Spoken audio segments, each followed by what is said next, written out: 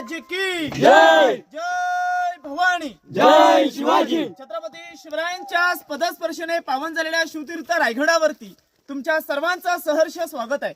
माझं नाव आहे उमेश ढवळे. आज आपण रायगडाचं मार्गदर्शन करणार आहे. या अगोदर रायगड किल्ला हा तुम्ही पाहिला असाल किंवा नसाल, परंतु रायगड आज आपण प्रत्यक्षपणे पाहणार आहात. बघा, आपण जशी पंढरची वारी करतो ना, तशी या रायगडाची एकदा तरी पायी वारी केली पाहिजे. तर रायगड किल्ल्याचं खरं महत्व आपल्याला समजतं. बघा, या रायगड किल्ल्याची समुद्र साबडीपासून उंची आहे ही 2851 फूट आहे.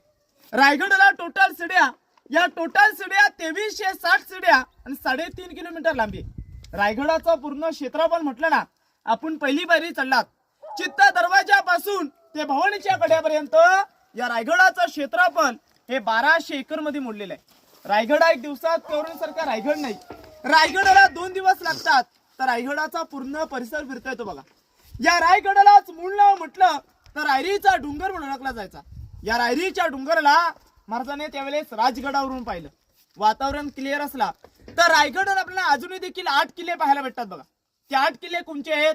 राजगड, तोरणा, प्रतापगड, लिंगाणा, मकरंदगड, चांबरगड, सोनगड आणि मानगड होतो. बघा, त्यावेळेस महाराजांसोबत मोरपंत पिंगले होते. महाराजांनी पंतांना विचारलं, पंत, ही रायरी अशी मोकाट आणि बुलंद का पडली? पंत महाराजांना बोलतात, महाराज ही मोकाट नसून या आपल्याच ताब्यामध्ये. तुम्ही सर्वांनी प्रतापगड पाहिला असाल. प्रतापगडच्या पायथ्याजवळ एक जावळीचं खोरं आहे. प्रतापगडच्या पायथ्यापासून ते उत्तरेच्या साईडला कोकण दिवा आहे. या कोकण दिव्याच्या कड्यापर्यंत हे संपूर्ण जावळीचं खोरं म्हणलं जातं. या जावळीच्या खोऱ्यावरती एक म्हण होती. ती म्हण अशी होती की अस्वलीच्या केसामध्ये सोडलेले डोक्यातली ऊस सापडू शकते, परंतु जावळीच्या खोऱ्यात बलाढ्य देहाचा हत्ती सोडलेला सापडणं मुश्किल होतं. अजूनही देखील सूर्याची किरणे ही जमिनीपर्यंत पोहोचत नाहीत, एवढं घनदाट जंगल आहे. या जंगलांमध्ये चंद्रराव मोरे राहत होते. महाराजांनी चंद्रराव मोरेने एक प्रेमाचा खलिदा पाठवला, म्हणजे आत्ताच्या भाषेत एक पत्र पाठवलं.